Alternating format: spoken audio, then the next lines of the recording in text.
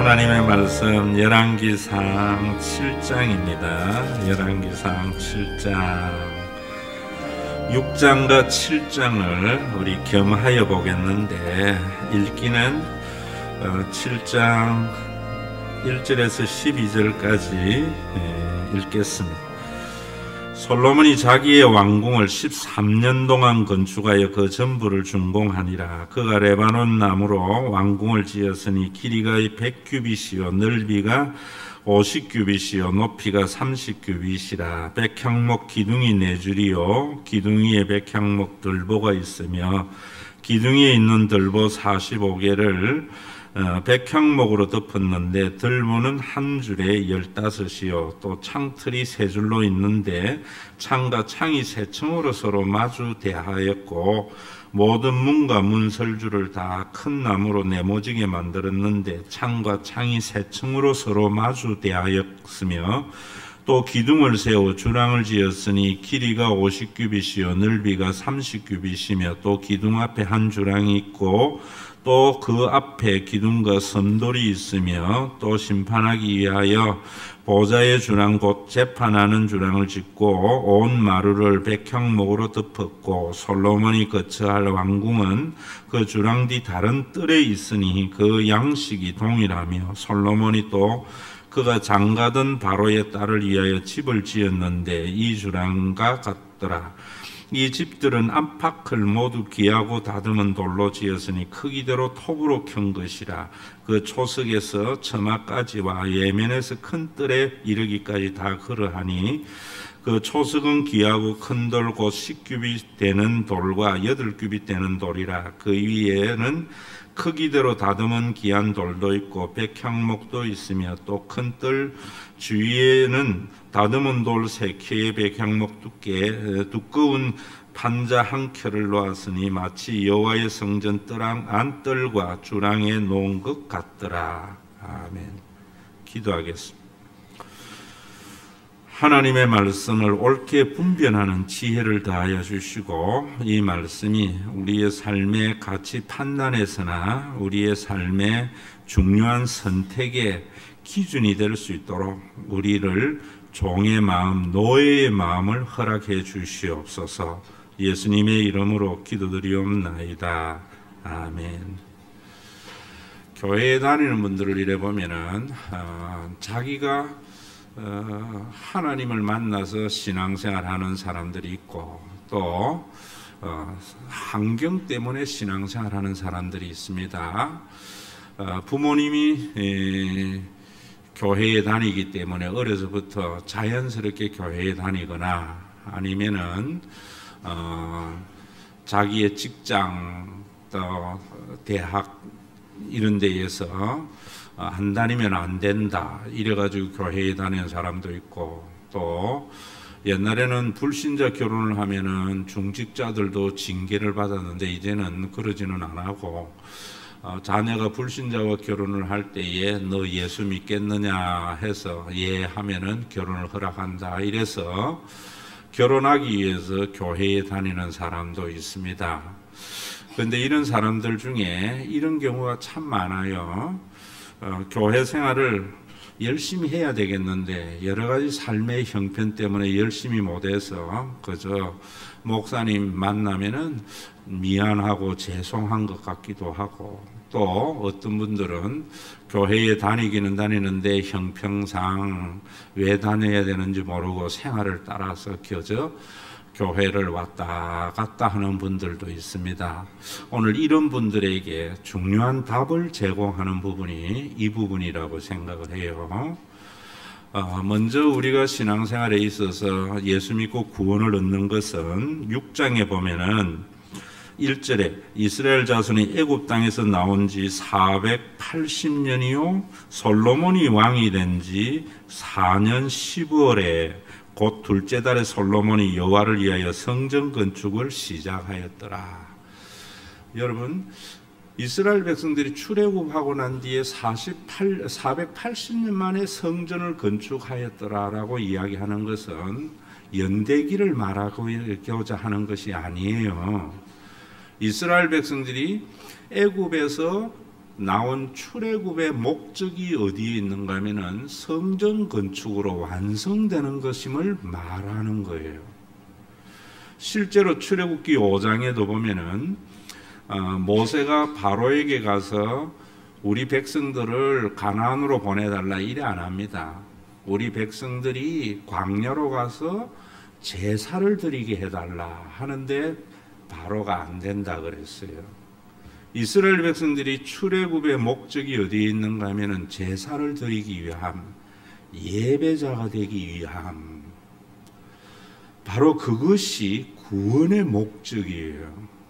오늘도 우리는 이런 부분들을 참 많이 놓치고 예수를 믿는 것 같아요. 내가 예수 믿고 구원을 얻은 것은 그저 천국 가기 위함이라고 생각을 하는데 그렇지 않습니다.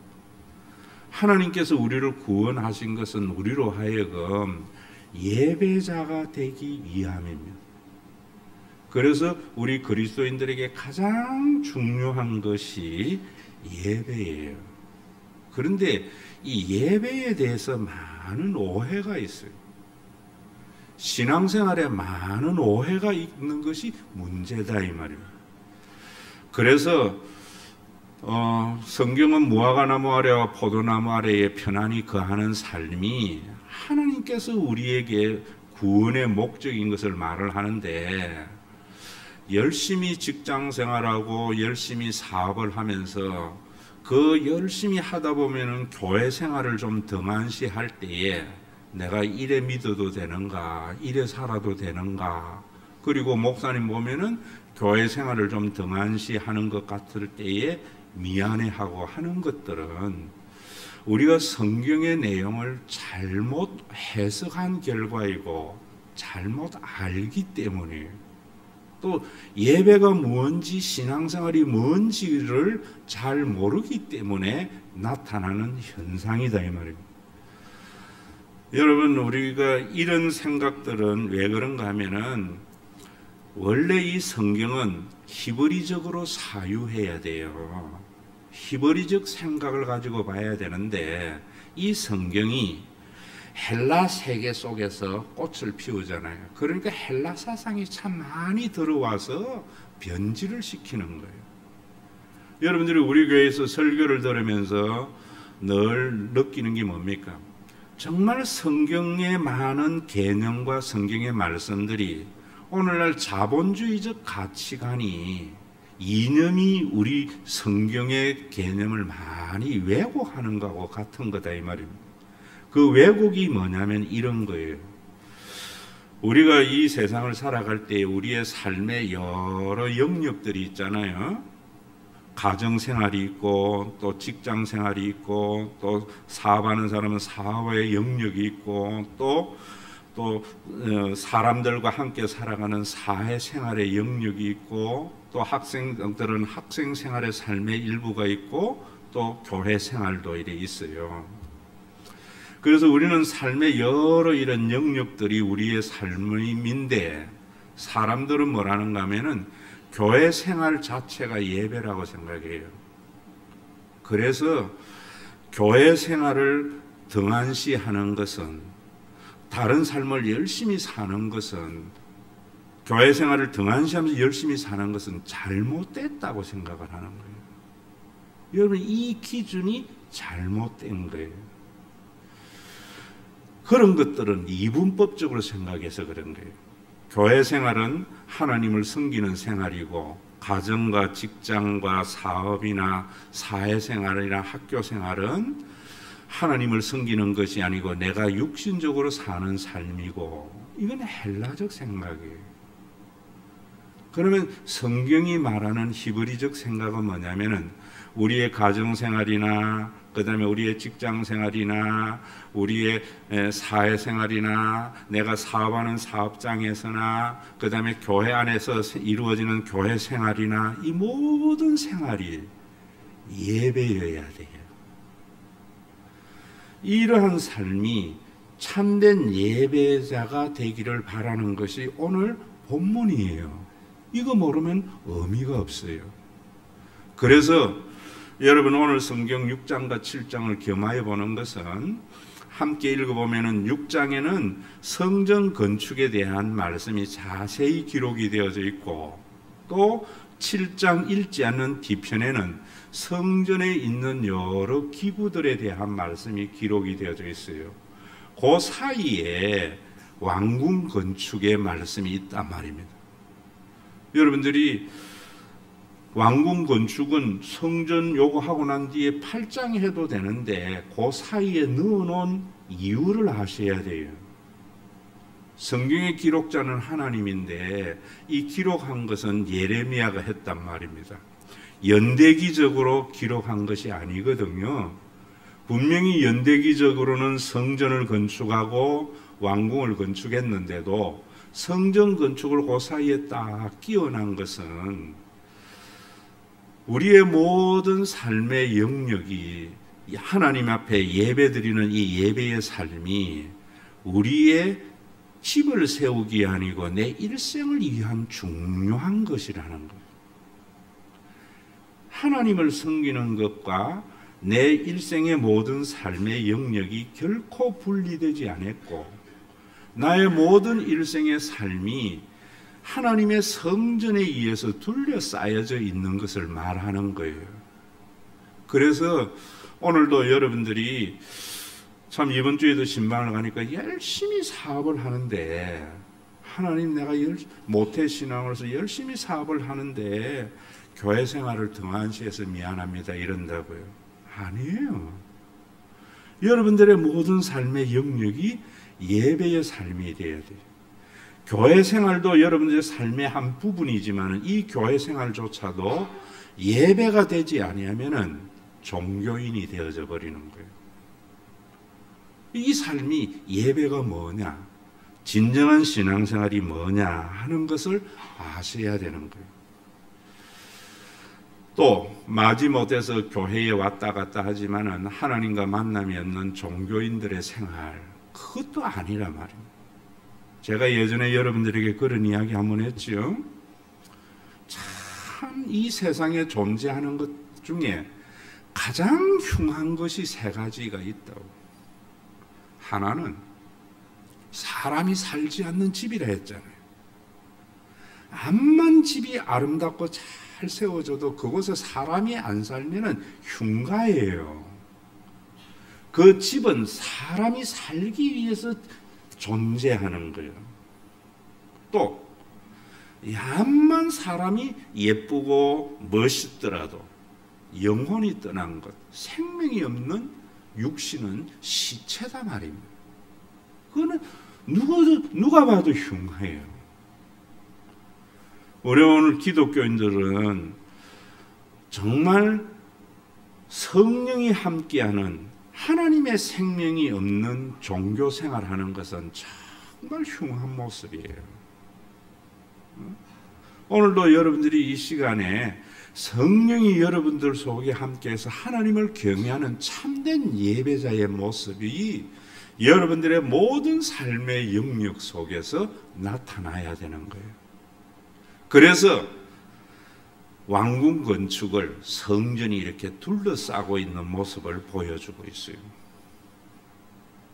분명히 우리의 삶에는 직장 생활이 있고 가정 생활이 있고 그 다음에 교회 생활이 있지만은 모든 삶의 영역이 신앙 생활이고 하나님께 드리는 예배의 삶이 되어야지, 결코 교회 생활은 신앙 생활이고 예배를 드리는 것이 중심이고 다른 삶은 육신적인 삶이고 세상적인 삶이라는 생각을 먼저 버려야 돼요. 그러면 여러분들이 예수를 믿으면서 어떤 신앙의 설계를 해야 되는가 하면 저는 이래 생각해요. 사람이요 20대까지는 정말 열심히 한 사람으로서의 삶을 살아갈 수 있도록 모든 것을 준비하는 기간이에요. 여러분 일생을 정말 성공적인 생애를 산 사람은 나중에 60, 70대에서 남들이 부러워하는 성공을 한 사람이 부러운 사람이 아니에요. 각 주어진 세대에 맞는 가장 삶을 성실하고 행복한 생애를 산 사람이 일생을 성공한 삶을 산 사람이에요. 그러니까 20대까지는 내가 한 사람의 삶을 살도록 열심히 자기를 준비하는 기간이에요. 또 우리 엄마들은 자녀들을 20대까지 잘 자기의 생애를 살도록 준비를 잘 하는데, 그것이 예배의 삶이 되려면 어떻게 해야 되는가 하면, 그 준비가 자기만을 위해서 살도록 남들보다 더 실력 있는 사람을 만들려고 하면 안 돼요. 다른 사람에게 유익된 사람이 되려고 열심히 준비하는 생애를 산다면은 그건 20대가 드리는 예배예요. 30대와 40대는 그 준비되는 것을 가지고 이제 살아보는 거예요. 열심히. 그래서 여러분, 제가 우리 교회에서 그러잖아요. 아이들이 아직 어린 사람들은 교회 생활보다도 아이들을 잘 기르는 것이 신앙생활이라. 물론 교회 생활 하지 말라는 것이 아니에요. 기본적인 교회 생활을 하면서 30, 40대에는 내 아이들을 잘 기르는 것이 예배의 삶이에요. 왜 우리가 교회에 와서 예배를 드리고 교회 생활을 해야 되는가 하면 그런 삶을 살기 위해서요. 그럼 아이들을 잘 기르는 것이 뭔가? 아이들을 서울대학 보내고 고시 패스하게 하고 이러는 게 잘 기르는 거 아니에요. 내 아이가 자기만 아는 아이가 아니라 타인에 대해서 배려할 줄도 알고 관심을 가지면서 살아가고, 자기 몫을 해서 다른 사람에게 피해를 끼치지 아니하는 삶을 살도록 기르는 것이, 그렇게 기르면은 자녀 교육도 자녀 양육도 예배의 삶이다 이 말입니다. 여러분, 50대가 되어지면은 우리의 삶에 무엇이 있는가 하면 열매를 맺히는 시기거든요. 그래서 50대에는 경제적으로도 좀 풍요로워야 돼요. 그런데 그 경제적인 풍요로움이 없는 사람을 무시하고 상실감을 가지게 하고 낭비의 즐거움으로 사는 삶인가? 아니에요. 그 부유함이 자신에게도 누림이 되면서 자기 주변에 있는 사람들에게 선한 영향을 끼치는 삶이라면은 그건 진짜 아름다운 예배예요. 교회에서도 그래야 되고, 내가 사회에도 그래야 되고, 내 가정생활도 그래야 되는 거예요. 그러니까 우리가 하나님 앞에 예배, 성전이 왕궁을 딱 둘러싸고 있잖아요. 이런 예배자의 삶을 우리는 교회 생활을 하나의 예배, 교회 생활은 곧 신앙생활로 예배의 삶이라고 생각하고, 다른 삶의 영역은 세상 사는 삶이라고 생각하는 것은 헬라적 사상이에요. 분명히 우리의 삶에는 교회의 한 생활하는 한 영역이 있지만, 모든 삶의 영역에서 우리가 신앙생활, 예배자가 되는 삶을 살아야 되는 거예요. 그래서 어떻게 보면은 30, 40대의 아이들이 어릴 때에 아이들 내버려두고 교회 와서 열심히 사는 것은 잘못된 신앙생활이에요. 연세 드신 분들, 이제 그때는 있는 게 시간이잖아요. 여러분, 지금 여러분들 젊을 때에는 스마트폰에 스팸이 오면은 짜증이 나잖아요. 60대가 되어져 보세요. 그 스팸도 반가울 때가 온다 이 말입니다. 그때에 60대가 있는 게 시간이니까 자기는 교회 와서 늘 사는 게 좋은 긴데, 30, 40대 아이들 분주한 사람들 보고 맨날 세상 일만 할 거야. 언제? 잘못된 생각이에요. 우리 그런 게 얼마나 많아요. 50대에 열심히 사업하고 직장생활에서 가정의 부유함과 교회의 부유함과 사회의 유익된 생애를 살아가야 할 사람이 50대에 와서 늘 교회에 와서 할 일이 없어가지고 교회 생활만 하면서 사회생활 열심히 하는 사람들에게 언제까지 세상 일만 할 거냐고 잘못된 생각이에요. 그 50대에는 우리의 생애에서 열매를 맺는 그 시기에 그 열매가 자신에게도 누림이 되면서 많은 사람에게 선한 영향력. 50대에는 교회에 헌금도 많이 하시라 이 말입니다. 세금도 많이 내시라는 말입니다. 60대가 되면은 그때는 은퇴한다고. 그 은퇴하면은 있는 게 시간이라고. 앞에서 이야기한 대로 스팸조차도 반갑다고. 그때에는 있는 게 시간이니까. 그때는 아이들에게 있는 게 시간이니까 그때 이제 열심히 일하고 그럴 때에는 맨날 애들 내버려 뒀다가 있는 게 시간이니까 아이들 뒤 쫄쫄 따라다니면 아이들이 싫어한단 말입니다.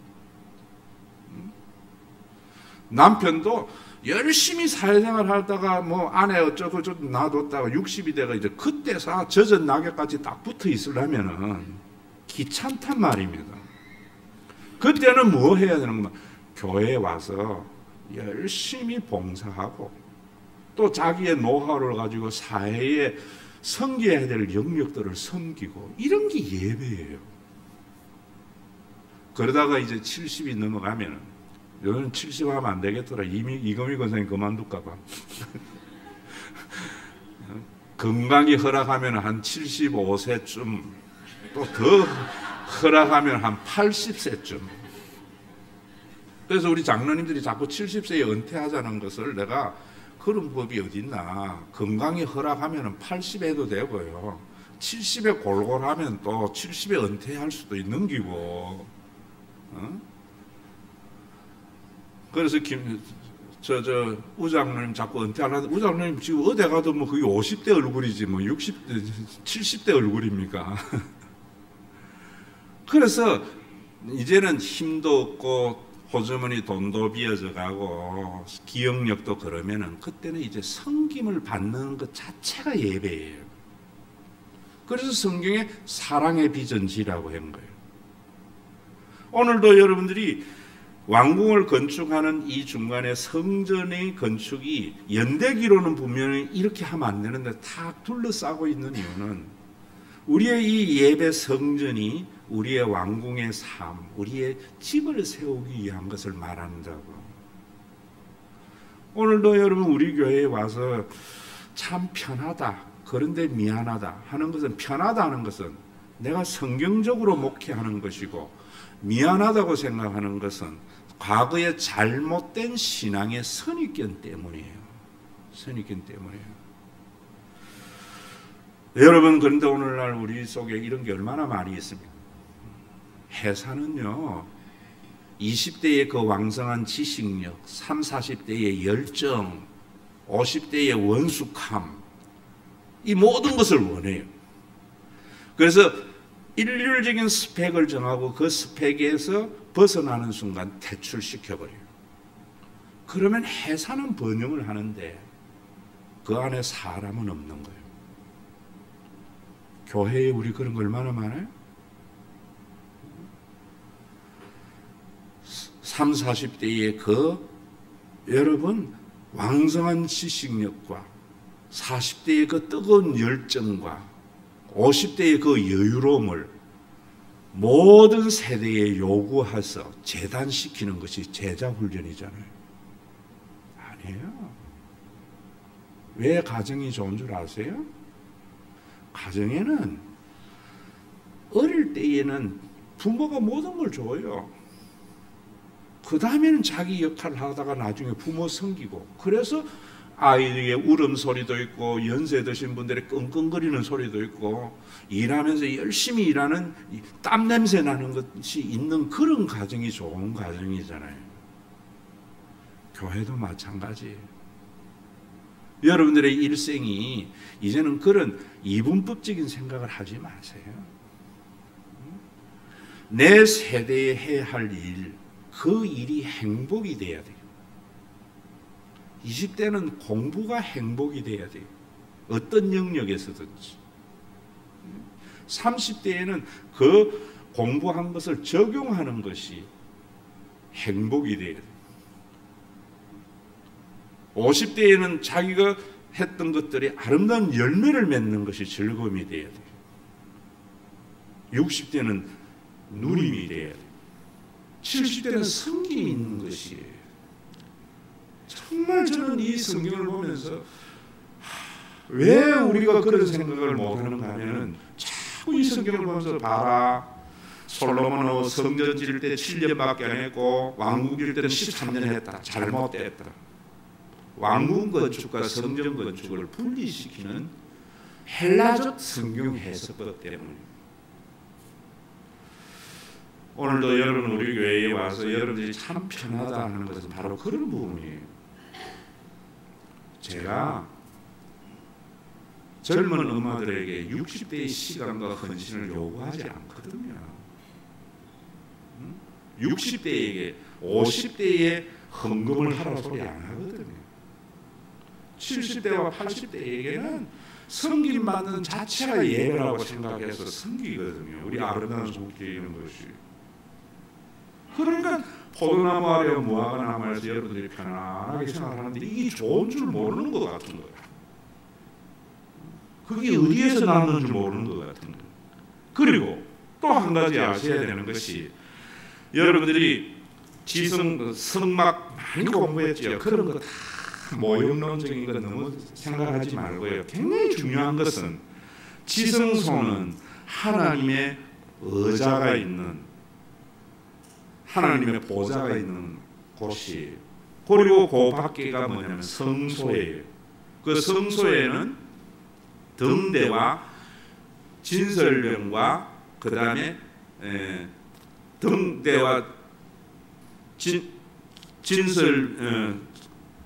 진설병과 또 향단이 있어요. 그리고 거기에는 제사장만이 들어가요. 동쪽으로 향하는 보아스 야긴의 문을 나서면 성전뜰이 있어요. 그 성전뜰에는 물두멍과 번제단이 있어요. 여기 성경에도 그래 있어요.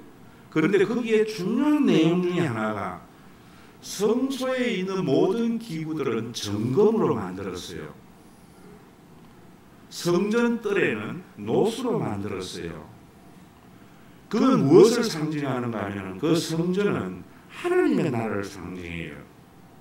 성소는 정금으로 만들었다는 것은 영원히 변하지 않는 정말 하나님의 나라의 가치가 있고 실존적이라는 거예요.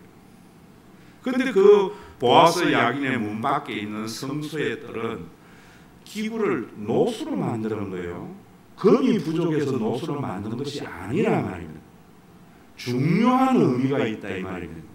녹과 금은 색깔은 같은데 질은 달라요. 무엇을 의미하는가 하면 하나님의 나라에서 우리가 예수님의 재림과 죽어서 가는 그 천국은 우리가 지상에서 맛보는 천국하고는 질적으로 달라요. 우리의 육신의 모습도 질적으로 다른 영원히 변치 않는 영원한 가치의 하나님의 나라예요. 그런데 성전뜰은 지상의 천국인 교회를 말하거든요. 이 지상에서의 신앙생활을 말하는 거예요. 우리의 삶은 분명히 빛깔은 금빛깔을 가지고 있어요. 그래서 내가 뭐라고 하는가 하면 우리 교회에 여러분들 표에 보면은 교회를 통하여 맛본 천국이에요. 빛깔만 금 색깔이에요. 그런데 그 질은 노시예요. 우리는 분명히 성령과 보혈의 피로서 하나님의 형상으로 겉은 포장되어 있지만 안에는 우리는 육신을 가지고 있는 자라고. 그래서 우리 속에는 욕심도 있고 많은 생들이 있다고.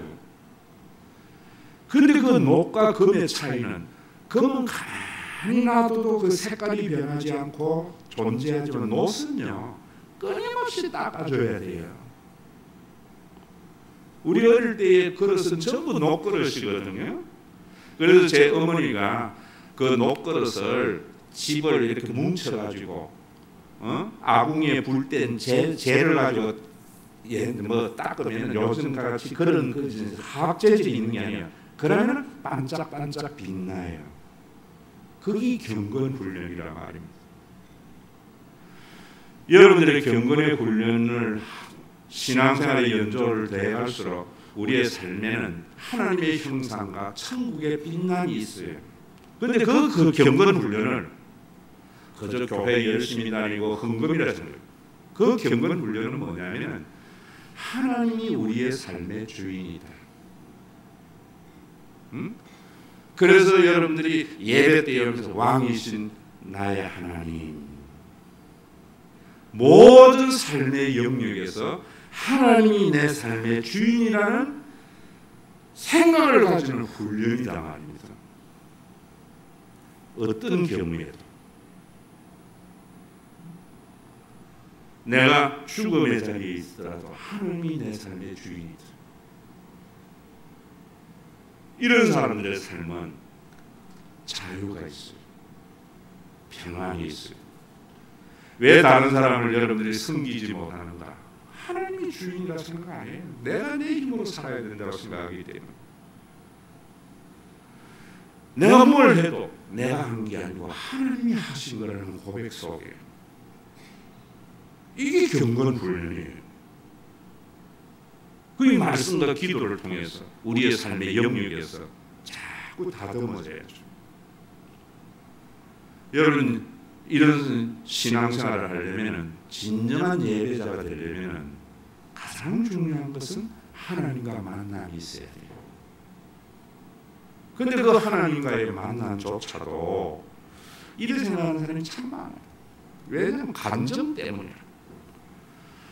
나는 어느 날 기도하다가 환상에서 하나님을 만나고 그때부터 나는 정말 가정과 모든 것 내버려 두고 교회 생활에 전념하게 되었다. 그러니까 하나님께서 다 가정도 책임지고 뭐도 책임지더라 이런다고. 근데 나는 기도만 하면 잠만 오지 하나님만 만나기는커녕. 어느 날 성경을 읽다가 꿀조기 같은 성경을 읽었는데 그때부터 내 생활은 이래 변화되었다.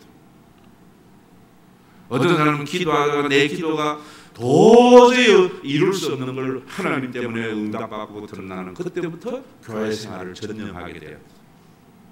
아니에요. 어떻게 하나님 만나야 돼요? 호렙산에서 모세가 만난 하나님을 만나야 돼요. 나는 스스로 있는 자라고 했던 그 하나님을 만나야 돼요. 그런데 유대인의 역사 속에서 하나님을 열심히 예배를 드리고 제사를 잘 드리면 복주는 하나님으로 유대교가 바꾸었을 때 예수님이 나를 본 자는 아버지를 본 자다. 내가 길이요 진리요 생명이 나로 말미암지 않고는 아버지께로 갈 자가 없다. 암송만 해요. 예수님에게서 계시되는 그 하나님을 만나야만이 모든 삶의 영역에서 예배자가 됩니다. 예수님에서 계시되는 그 하나님이 뭐냐면 예수님의 십자가에 달려 돌아가신 그 예수님의 행위 속에서 하나님의 영광의 광채를 봐야 돼요. 그 십자가에서 계시되는 그 하나님은 어떤 하나님인가? 우리 인간하고는 전혀 감히 생각도 못했던 그 하나님이 나타나십니다. 그동안에 서기관들과 바리새인들과 제사장이 늘 율법을 잘 지키고 예배를 잘 드리면 복주는 하나님이라고 이야기할 때 그 하나님은 나하고 똑같은 하나님이잖아요. 여러분들이 나에게 잘해주면 그 사람 좋게 보이고 못해주면 나쁘게 보이는 것은 우리 인간의 수준이잖아요. 하나님이 자기에게 잘하고 잘하는 자에게 복주고 못하는 자에게 벌주는 하나님이라면 우리 인간 수준의 하나님이잖아요. 경외감이 안 생기는 거예요. 그 시혜만 받은 사람에게 경외감이 생기는 거예요. 십자가에서 계시된 그 하나님은 아무런 쓸모없는 자에게 어떠한 대가도 바라지 아니하고 자신의 모든 것을 내어주신 하나님의 행위, 그것을 합의하신 하나님의 성품이 드러난 것이 십자가예요. 그래서 유대교에 젖어 있었던 요한이나 유대교에 젖어 있었던 바울이 충격을 받은 거예요. 충격을 받고 하나님은 사랑이라고 할 때에 그 사랑이라는 개념이 어디에도 없었거든요. 인간 사회에는 우리의 단어라는 것은 인간 이 지상에 존재하는 것에 대해서 존재하는 행위에 대한 언어잖아요. 어떤 인간이 쓸모없는 자에게 어떤 대가를 바라지 않고 자기의 모든 것을 주는 그런 사랑이 이 세상에 어디에 존재합니까? 그래서 십자가에서 그 하나님을 보고는 요한이나 바울이 하나님은 사랑이시다 라고 말을 해야 되겠는데, 그 사랑이라는 말이 헬라어에는 아카페, 필레오, 스톨게, 에로스가 있는데, 그래도 아카페가 제일 접근하는 말이기 때문에 그 개념을 담아서 가디자 아카페라고 말한 거예요. 그 하나님의 사랑으로 우리를 구원한 그 행위를 하나님의 은혜라고 이야기하는데, 어느 인간이 그 사랑을 가지고 그것을 구원하는 사람이 어디에 있어요? 그래서 그 당시에 헤세드 하나님의 은혜 카리스라는 이 카리스라는 말을 하나님적 그 베푸는 은혜에 규정을 한 것이 카리스예요. 이 사랑을 어떻게 경험하는가? 하나님의 영이 있는 자를 통해서 경험을 해야 돼요. 여러분, 제가 또 이야기했잖아요. 하나님은 결코 기도를 할 때에 쌀독에 먼지가 배면서 쌀되게 하는 것이 아니라 하나님의 영이 사람들 안에 거하시면서 하나님 노릇해 주는 거예요. 교회 와서 분명히 여러분, 나는 온갖 못쓸 짓만 하고 교회의 꾸중물만 일으키는데도 모든 목사님이나 교회와 장로님들이 한없이 베풀어 줄 때에 하나님을 경험하게 되는 거예요. 나는 분명히 우리 교회에 짐만 되는 것 같은데도 목사님이, 장로님이, 교인들이 그를 천하고도 바꿀 수 없는 사람이라고 생각하는 그 속에서 하나님을 경험하게 되는 거예요. 이게 우리의 삶의 예배예요. 우리의 모든 신앙생활이 그래야 되는 거예요. 그래서 하나님을 경외하는 것은 감히 범접할 수 없는 상대 앞에서 느끼는 감정이잖아요. 그 하나님을 경외하는 것은 제가 창세기에 했잖아요. 자기가 죽더라도 남 살리는 일을 하는 삶. 이 경외의 예배의 삶은 무엇이 있어야 돼요? 그 하나님의 사랑을 받아들여야 돼요. 그래서 우리가 교회 예배당 문 나갈 때마다 하나님의 사랑에서 끊을 자가 없다 하고 우리가 나가잖아요. 왜? 그래야 사람을 손익의 관점에서 보지 않거든요. 손익의 관점에서. 우리는 노시예요. 노. 날마다 갈고 닦아야 돼요. 말씀과 기도로서 어떻게 사람을 유불리로 대하지 아니하도록, 나에게 이익이 되느냐 손해가 되느냐로 하지 아니하고 나 같은 자를 살리신 하나님의 은혜로서 하나님의 눈으로 사람을 보려고 할 때 우리의 삶에 빛나는 금빛이 나면서 교회와 우리를 통해서 많은 사람들이 하나님을 만나게 되는 거예요. 그 하나님을 만난 사람들은 교회 생활이 우리의 삶의 한 부분이 신앙생활이 아니고 우리의 삶의 모든 영역에서 하나님께는 영광이요 다른 사람이 유익이 되어지며 자신에게는 누림이 되는 복된 생애를 사는 것이에요. 이게 오늘 6장과 7장에 있는 말씀이고, 오늘도 여러분들 속에 이 예배의 삶을 살기 위해서 그 크신 하나님의 사랑, 신방을 가니까 목사님 미안하다 하면서 찬송은 뭐죠 하니까 이거 하더라. 그래서 당신은 진짜로 예수 잘 믿는 사람이라 했어. 304장. 내 능력으로 재물을 얻었다 하지 않고 하나님께서 재물 얻는 능력을 주심을 알아서 내 삶의 누림과 나눔의 삶을 살면서도 빚진 자의 삶을 살게 하는 하나님의 은혜가 예물에 담겨지게 하여 주시옵소서. 받는다고 기죽을 것도 준다고 어깨 힘줄 것도 없는 하나님의 나라가 이 헌금을 통해서 신과 회복 있는 교회 안에 이루어지게 하여 주시옵소서. 예수님의 이름으로 기도드리옵나이다.